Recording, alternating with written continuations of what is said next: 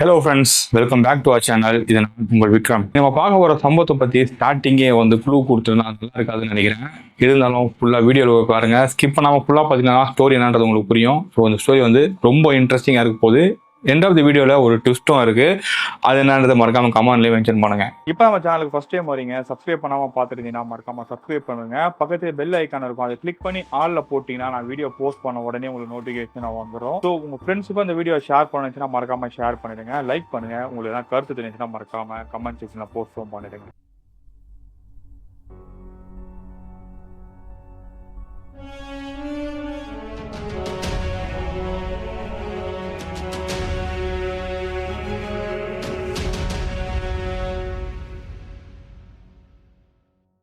இந்த சம்பவம் எங்க நடந்திருக்குன்னு கேட்டீங்கன்னா, வீரவனம் அப்படின்ற ஒரு ஊர்ல தான் நடந்திருக்கு. இந்த ஊர்ல நந்தவன அரண்மனைன்னு சொல்லி ஒரு அரண்மனையும் இருக்கு. இந்த அரண்மனை கரெக்டா எங்க இருக்குன்னு பாத்தீங்கன்னா, அந்த வீரவனம் அப்படின்ற ஊரோட அவுட்டர்ல இருக்கிற ஒரு காட்டுக்குள்ளதான் அந்த இதுவும் இருக்கு, அரண்மனையும் இருக்கு. அது ஏன் அந்த காட்டுக்குள்ள இருக்குன்னு கேட்டீங்கன்னா, ஒரு 50-60 வருஷத்துக்கு முன்னாடி வரைக்கும் அந்த இடம் நல்லா தான் இருந்திருக்கு. அங்கே காடுலாம் எதுவுமே கிடையாது. பட் இந்த அரண்மனையில் நடந்த ஒரு சில அமானுஷமான சம்பவத்தினால அந்த இடமே பார்த்தீங்கன்னா ரொம்ப மோசமாக இருக்குது. யாருமே அந்த இடத்துக்கு போகிறதுக்கு பயந்து போகாமே இருந்திருக்காங்க. காலப்போக்கில் சரியான பராமரிப்பு இல்லாதனால அந்த இடம் சுற்றி நிறைய செடிகளும் அப்புறம் புதர் எல்லாமே பார்த்தீங்கன்னா முளைச்சியும் போயிருக்கு. அதனால அந்த இடம் பார்த்தீங்கன்னா ஃபுல்லாக காடாகவே மாறி இருந்துட்டு இருக்கு. சென்னையில் இருக்கிற ஒரு ஃபேமஸான ஒரு ஹிஸ்டோரியன், அவர் பேர் ராகவன். இவருக்கு இந்த ஊர்ல இருக்கிற அந்த நந்தவன அரண்மனையை பத்தி தெரியவும் வருது. இப்படி தெரிய வந்ததுக்கு அப்புறம் அவர் என்ன செய்யறாருன்னு பார்த்தீங்கன்னா, அந்த கிராமத்துக்கும் போறாரு.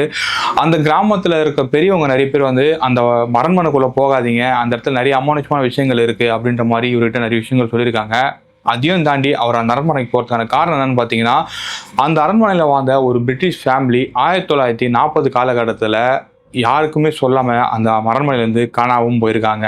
இப்படி காணாமல் போனதுக்கு அப்புறம் தான் அந்த அரண்மனையில் நிறைய அமானுஷமான சம்பவங்கள் நடந்ததாக சொல்லப்படுது. ஸோ இந்த அரண்மனையில் எக்ஸாக்டாக என்ன நடந்திருக்கு அப்படின்றத இவர் ஒரு டாக்குமெண்ட் பண்ணுறதுக்காக தான் அந்த ஊருக்கும் போகிறாரு. ஒரு வழியாக ராகவனுக்கு அந்த ஊர் எங்கே இருக்குன்னு தெரிஞ்சதுக்கப்புறம் அந்த ஊருக்கும் போயிடுறாரு. அந்த ஊருக்கு போயிட்டு அந்த ஊர்லேயே ஒரு பெரிய தலைக்கட்டான தங்கவேல்ன்றவரை பார்க்குறாரு. அவர் தான் அந்த அரண்மனை பற்றின முழு ஹிஸ்டரியும் அவர்கிட்ட சொல்கிறாரு. அந்த அரண்மனையில் கர்னல் ஆர்த்தர்னு சொல்லிட்டு ஒருத்தர் வாழ்ந்துட்டு இருந்திருக்காரு. அவரு கூட அவரோட மனைவி மார்கரெட், அப்புறம் கொஞ்சம் உடம்பு சரியாமல் போன ஒரு பையன், அவங்க பேர் பார்த்தீங்கன்னா பீட்டர். இவங்க எல்லாருமே அரண்மனையில் தான் தங்கிட்டு வந்துட்டு இருக்காங்க. அப்போ என்ன ஆகுதுன்னு பார்த்தீங்கன்னா, ஒரு நாள் பீட்டருக்கு ரொம்பவே உடம்பு முடியாமல் போகுது. அப்படி உடம்பு முடியாமல் போனதுக்கு அப்புறம் அவங்க என்ன செய்யறாங்கன்னா, லோக்கல்ல இருக்கிற ஒரு சித்தரை கூப்பிட்டு அவருக்கு வைத்தியம் பார்க்க சொல்றாங்க. அப்படி வைத்தியம் பார்க்கும்போது சித்தர் ஒரு சில அமானுஷமான விஷயத்த அரண்மனையில் நோட் பண்றாரு. அப்படி நோட் பண்ணவர் இந்த அரண்மனையில் நிறைய அமானுஷமான சம்பவங்கள்லாம் நடக்குது. அதுக்கு காரணம்னா இந்த அரண்மனை கட்டியிருக்கிற இடம் தான். இந்த இடத்துல நிறைய துர்வான்மாக்கள்லாம் வசித்து வருது. இந்த இடத்துல நீங்க இருக்கிறது ரொம்ப ரொம்ப டேஞ்சர். கூடி சீக்கிரம் இந்த இடத்த காலி பண்ணிட்டு போயிருங்க அப்படின்ற மாதிரி ஒரு வார்னிங் அந்த சித்தரும் கொடுக்குறாரு. அப்படி அந்த சித்தர் கொடுத்த வார்னிங்க்கு மறுநாளே பீட்டர் இறந்தும் போயிடுறாரு. அப்படி இறந்து போனதுக்கு அப்புறம் மார்கரெட்டால அதுல இருந்து வெளியில வரவும் முடியல. கொஞ்ச நாளே அவங்க என்ன செய்யறாங்கன்னு பாத்தீங்கன்னா, பீட்டர் இங்கே தான் இருக்கான், இங்கே தான் விளையாடிட்டு இருக்கான், அவனை இங்கே பார்க்குறேன் அங்கே பார்க்குறேன் அப்படின்னு சொல்லிட்டு ஒரு மாதிரி மனநலம் பாதிக்கப்பட்ட மாதிரி பேச ஆரம்பிக்கிறாங்க. இப்படி நடந்துட்டே இருக்கும்போது என்ன நடக்குதுன்னு பார்த்தீங்கன்னா, சடனா ஒரு நாள் அவங்க ஹஸ்பண்ட் கால்நலும் அப்புறம் மார்கரெட்டும் அந்த அரண்மனையிலேருந்து காணாமல் போயிடுறாங்க. அங்கங்கே ரத்த கரைகள்லாம் பழிஞ்சிருக்கு. அந்த வீட்டில் மார்கரெட்டுக்கு ஹெல்ப்ஃபுல்லாக இருக்கணும் அப்படின்றதுக்காக லோக்கல் வில்லேஜில் இருக்கிற ஒரு சில பீப்புள் தான் அங்கே போய் வேலையும் பார்த்துட்டு இருக்காங்க. இவங்கெல்லாம் மறுநாள் காலையில் போய் பார்த்துட்டு இந்த மாதிரி இங்கே ஒரு விஷயம் நடந்திருக்குது ஊரில் இருக்கிறவங்க எல்லாருக்கிட்டையுமே சொல்கிறாங்க. அப்படி ஊரில் இருக்கிறவங்களும் அந்த இடத்த போய் பார்க்குறாங்க. பார்க்கும்போது அந்த சித்தர் ஒரு விஷயம் சொல்கிறாரு, இந்த இடத்துல நிறைய துர்வான்மாக்கள் இருக்குது, இங்கே யாரும் வராதிங்க, இதுக்கப்புறம் இந்த இடம் அப்படியே இருக்கட்டும், இந்த இடத்துக்குள்ள யாரும் போகாதீங்க அப்படின்ற மாதிரி சொல்லிட்டு அங்கேருந்து கிளம்பியும் போயிடுறாரு. ஒரு நாளைக்கு ஒரு பூமர் வாங்குற காசுல உங்களால வெயிட் லாஸ் பண்ண முடியும்னு சொன்னா கேட்கறதுக்கே ஷாக்கிங்கா இருக்குல்ல. நான் விக்ரம் ஒரு இன்டர்நேஷனல் சர்டிஃபைட் ஃபிட்னஸ் ட்ரைனர். அது மட்டும் கிடையாதுங்க, ஒரு நியூட்ரிஷன் எக்ஸ்பர்ட் கூட. கோர்ஸ் யாருக்கானதுன்னு பார்த்தீங்கன்னா, ஆல்ரெடி நீங்கள் வெயிட் லாஸ் பண்ண ட்ரை பண்ணியிருப்பீங்க, பட் ஆனால் ரிசல்ட் இருந்திருக்காது.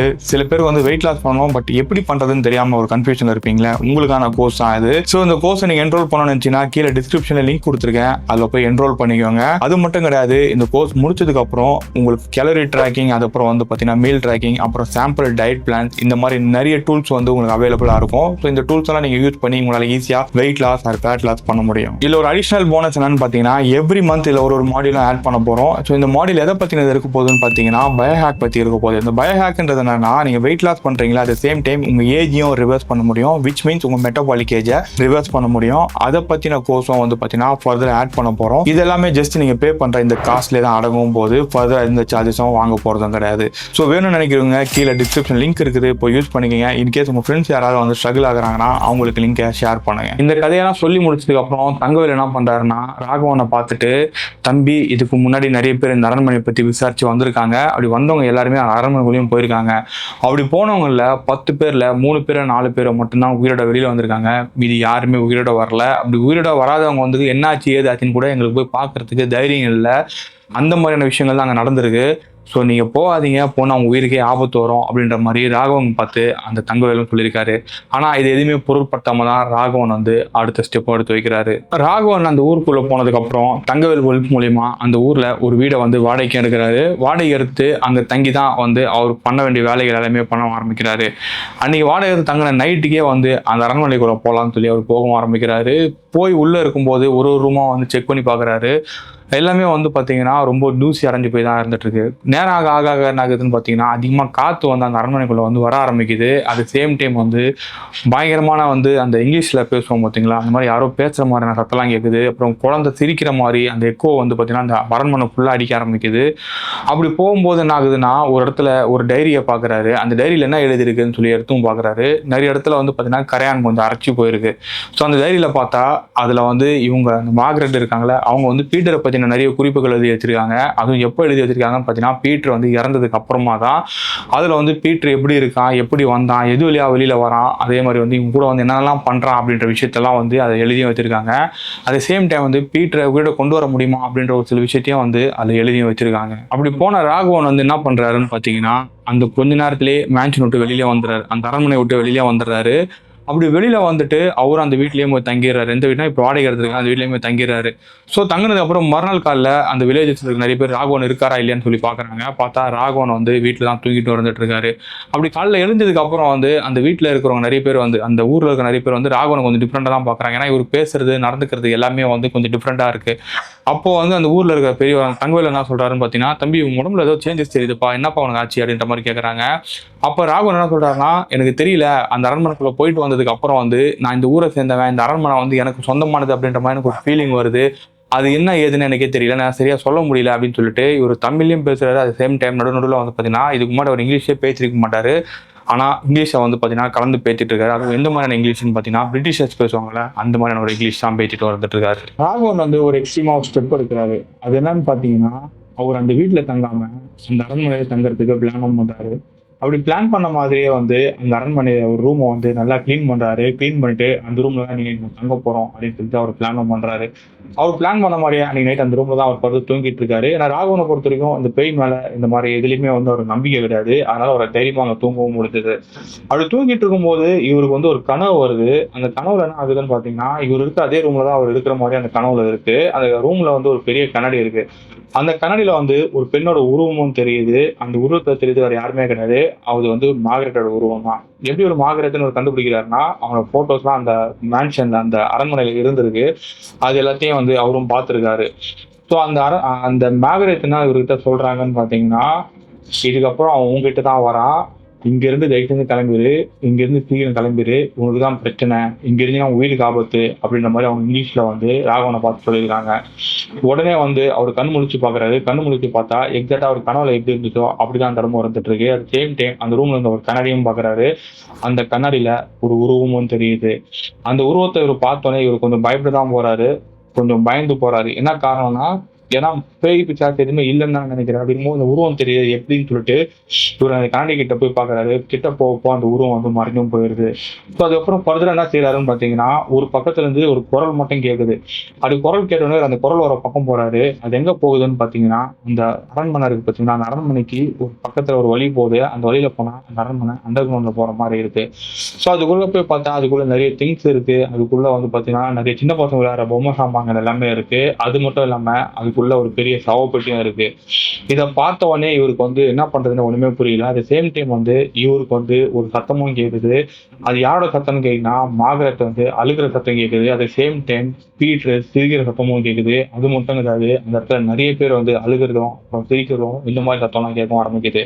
அட் சேம் டைம் அதுக்குள்ள நிறைய டாக்குமெண்ட்லாம் இருக்கு. இவர் டார்ச் எடுத்து ஒரு சில டாக்குமெண்ட்லாம் வந்து படிக்க ஆரம்பிக்கிறாரு. அப்படி படிக்கும் போதுதான் அந்த அரண்மனை கட்டினாங்கல்ல, அந்த இடத்தோட டாக்குமெண்ட்டும் அவருக்கு கிடைக்குது. அப்படி கிடைக்கும் போது அந்த டாக்குமெண்ட் எடுத்து இவர் படிக்க ஆரம்பிக்கிறாரு. அப்பதான் இவருக்கு ஒரு சில விஷயம்லாம் தெரிய வருது. அந்த அரண்மனை கட்டின இடம் வந்து பாத்தீங்கன்னா ஒரு பெரிய சுடுகாடா இருந்திருக்கு. அந்த சுடுகாட்டு மேலதான் இவங்க அந்த அரண்மனையும் கட்டியிருக்காங்கன்றது. இதுல என்ன இருக்குன்னு பாத்தீங்கன்னா நிறைய ஆன்மாக்கள் வந்து அந்த அரண்மனைக்குள்ளேயே வந்து டிராப் ஆயிருக்கு. சொல்லப்போனா ஒரு அடிமை மாதிரி அந்த அரண்மனைக்குள்ள இருந்திருக்கு அப்படின்றது இவருக்கு தெரியவும் வருது. இவர் அந்த செல்லர் அந்த பூமி கடியில அந்த இடம் ரூம் இருக்குல்ல, அந்த ரூம்ல இருந்து இவர் வெளியில வந்துட்டு இருக்காரு. அவர் வெளியில வந்துட்டு இருக்கும்போது எதிர்க்க வந்து ஒரு உருவத்தை பாக்குறாரு. அது கிட்டத்தட்ட ஒரு நிழல் மாதிரியான ஒரு உருவம் தான் தெரிஞ்சிட்டு இருக்கு. அந்த உருவம் ராகவனை பார்த்து, நீ இங்கே இருந்துரு, இந்த இடம் உனக்கு சொந்தமானது தான், நீ இங்க இருந்து வெளியில போகாத, நீ இங்கே இரு அப்படின்ற மாதிரி ராகவனை பார்த்து அந்த ஆன்மாவும் சொல்லியிருக்கு. இதை பார்த்தோன்னே ராகவனை வந்து இவன்கிட்ட ஒரு விஷயத்த பண்றாரு. அது என்னன்னு பார்த்தீங்கன்னா அவர் கையில இருந்த அந்த மார்கரெட்டோட டைரி தான். அந்த டைரியில ஒரு குறிப்பிட்ட பேஜ்ல வந்து ஒரு விஷயத்த எழுதி வச்சிருந்திருக்காங்க. அது என்னன்றது பார்த்தீங்கன்னா இந்த பேயை வந்து விரட்டுறதுக்குறான ஒரு விஷயம். அந்த விஷயத்த வந்து சித்தர் தான் சொல்லியிருக்காரு. அதெல்லாம் அவங்க எழுதி வச்சிருந்திருக்காங்க. அதை பார்த்து ராகவனும் படிக்கவும் ஆரம்பிக்கிறாரு. படிச்சு ஆரம்பிச்சோடனே அந்த உருவம் அங்கிருந்து மறைஞ்சும் போயிருது. எப்படியாவது இங்கிருந்து தப்பிச்சு வெளியில வந்துடலாம்னு சொல்லிட்டு அவர் ட்ரை பண்றாரு. அந்த டைம் பார்த்து நிறைய ஆன்மாக்கள் வந்து இவரை வந்து ரவுண்டு கட்டி அடிக்கவும் ஆரம்பிச்சிருக்கு அப்படின்னு சொல்லலாம். ஸோ அதுல இருந்து ஒரு வழியா அவர் தப்பிச்சு வெளியில வரலாம்னு சொல்லி பார்க்கும்போது அந்த அரண்மனை சுற்றி நிறைய ஆக்ரோஷமான நிறைய விஷயங்கள் நடக்க ஆரம்பிக்குது. அந்த டைம்ல வந்து அங்க இருக்கிற அந்த கிராம மக்கள் எல்லாருமே வந்து அந்த அரண்மனை பக்கமும் வந்துடுறாங்க. ஏன்னா சோபார் எவ்வளவு பேர் உள்ள போயிருக்காங்க, ஆனா அந்த டைம்ல எதுவுமே இந்த மாதிரி நடந்தது கிடையாது. இப்போ டிஃப்ரெண்டா நடக்குதுன்னு சொல்லிட்டு எல்லாருமே வந்து வேடிக்கை பார்க்க வந்திருக்காங்க. அப்படி வரும்போது வந்து பாத்தீங்கன்னா ராகவன் வந்து வெளியில வந்து மயக்கம் போட்டு விழுந்துட்டு இருக்கிறத தங்கவேலும் பாக்குறாரு. ஸோ தங்கவேல் என்ன செய்யறாருன்னு பாத்தீங்கன்னா ராகவனை உடனே அங்கிருந்து காப்பாற்றணும்னு சொல்லிட்டு காப்பாற்றி வெளியில கொண்டு வராங்க. கொண்டு வந்ததுக்கு அப்புறம் பார்த்தீங்கன்னா அவர் கையில் ஒரு தைரியம் இருக்கு. அந்த தைரியம் தனியாக எடுத்து வச்சு ராகவனை வந்து பார்த்தீங்கன்னா மயக்கனில இருந்து திருப்பியும் கொண்டு வராங்க. அப்படி கொண்டு வந்ததுக்கு அப்புறம் தான் ராகவன் வந்து இங்கே என்ன நடந்துச்சு, எக்ஸாக்டா என்ன பிரச்சனை இருக்குன்றது எல்லாத்தையும் அந்த வில்லேஜஸ்ல இருக்கிறவங்க சொல்றாங்க. அதுக்கப்புறம் அவங்க என்ன பண்றாங்கன்னு பார்த்தீங்கன்னா நிறைய மாந்திரிகவாதியெல்லாம் கூட்டிட்டு வந்து பெரிய பெரிய யாகெல்லாம் நடத்தி அந்த இடத்துல இருக்கிற ஆன்மாக்கள் எல்லாருமே வந்து பார்த்தீங்கன்னா விடுவிக்கிறாங்க. அட் சேம் டைம் அந்த அரண்மனையை வந்து பார்த்தீங்கன்னா இடிச்சு தரமட்டமாக ஆக்குறாங்க. அதுல இருந்து ராகவனால வெளியிலேயே வர முடியல. ஏன்னா ரொம்ப ஒரு மன உளைச்சலுக்குள்ளதான் அவரும் போயிருந்திருக்காரு. ஏன்னா அவர் லைஃப்ல இது ஒரு பெரிய இன்சிடென்ட் தான் நடந்திருக்கு. அப்பதான் வந்து ஒரு விஷயத்த வந்து நோட் பண்றாரு. என்னன்னு பாத்தீங்கன்னா மார்கரெட் வந்து அந்த டைரியில வந்து நிறைய விஷயங்கள் எழுதி வச்சிருக்காங்கல்ல, அதுல வந்து ஒரு குறிப்பிட்ட இடத்துல வந்து ஒரு விஷயத்த எழுதி வச்சிருக்காங்க. அது என்னன்னு பாத்தீங்கன்னா இவங்களோட ஆன்மாவை கொடுத்து பீட்டரை எப்படி காப்பாத்துறது அப்படி வரைக்கும் அவங்க ட்ரை பண்ணியிருக்காங்க.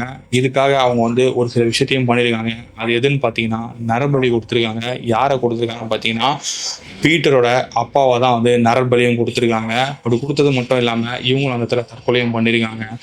அதுக்கப்புறம் என்ன நடந்திருக்குன்னு பார்த்தீங்கன்னா அவங்களோட ஆன்மா அந்த இறந்து போன பிணங்கள்லாம் என்ன ஆச்சுன்னு யாருக்கும் தெரியல. அதே மாதிரி இதுக்கு முன்னாடி அவங்க போய் இறந்து போன பிணங்கள் என்ன ஆச்சுன்னு யாருக்கும் தெரியல. இதெல்லாம் ஃபர்தரா இன்வெஸ்டிகேட் பண்ணணும் அப்படின்னு சொல்லிட்டு ராகவன் வந்து யோசிச்சுட்டு வந்துட்டு இருக்காரு. ஸோ ஒரு வழியா செட் ஆனதுக்கு அப்புறம் என்ன செய்யறாருன்னா அவர் ரூம்ல உட்காந்துட்டு இங்க நடந்த ஒரு இன்சிடென்ட் எல்லாம் வந்து ஒரு புக்ல எழுதவும் ஆரம்பிக்கிறாரு. அப்படி எழுத ஆரம்பிக்கும் போது தான் ஒரு விஷயத்த நோட் பண்றாரு. அங்கிருந்து வெளியில வரும்போது அவர் மார்கரெட்டோட தைரியம் மட்டும் கொண்டு வரல, பீட்டரோட ஒரு பொம்மையும் தான் கொண்டு வந்திருக்காரு. அது ஞாபகார்த்தமா ரூம்லயே இருந்துட்டு இருக்கு. அந்த ரூம்ல வச்சு அந்த பொம்மை வந்து யூஸ்வலா வேற ஒரு இடத்த பார்த்த மாதிரி தான் இருந்துட்டு இருக்கும். அன்னைக்கு பார்க்கும்போது ஒரு டேபிள் ஒரு கேமரா இருக்கு. அந்த கேமரா மேல அந்த பொம்மையும் வந்து பாத்தீங்கன்னா நிக்கிற மாதிரி இருக்கும் தெரியுது. இம்மிடியா அந்த கேமராவை எடுத்து அந்த கேமராவுள்ள இருக்கிற இமேஜஸ் எல்லாம் பாக்குறாரு. பார்க்கும்போது தான் இவருக்கே ஷாக் ஆகுது. அந்த இமேஜஸ்ல பீட்டரோட உருவம் வந்து பாத்தீங்கன்னா கேப்சர் ஆயிருக்கு. அது எப்படி கேப்சர் ஆயிருக்குன்னு பாத்தீங்கன்னா ராகவன் பின்னாடி வந்து பீட்டர் நிக்கிற மாதிரி அந்த இமேஜும் கேப்சர் ஆயிருக்கு. அட் சேம் டைம் பீட்டர் வந்து ஆக்ரோஷமா சிரிக்கிற மாதிரி சத்தமும் கேட்குது. அது எங்கன்னு கேட்டீங்கன்னா அந்த ஊர்ல கிடையாது. ராகவன் சென்னைக்கு வந்துடுறாரு. சென்னைக்கு வந்ததுக்கு அப்புறமா தான் இந்த விஷயங்கள் எல்லாமே நடக்குது. அடுத்து ராகவனுக்கு என்ன ஆச்சு, பீட்டர் வந்து ஏன் ராகவனை வந்து ஃபாலோ பண்ணிட்டு வந்துட்டு இருக்கான் அப்படின்னு நீங்க தெரிஞ்சுக்கணும்னு நினைச்சீங்கன்னா மேக்ஸிமம் இந்த வீடியோக்கு ஒரு 1000 லைக்ஸ் கொண்டு வாங்க. உங்களோட கருத்து என்னன்றதை மறக்காம கமெண்ட் செக்ஷன் வந்து மென்ஷன் பண்ணுங்க. நெக்ஸ்ட் ஒரு இன்ட்ரெஸ்டிங்கான வீடியோ பார்ப்போம். Stay tuned. பாய்.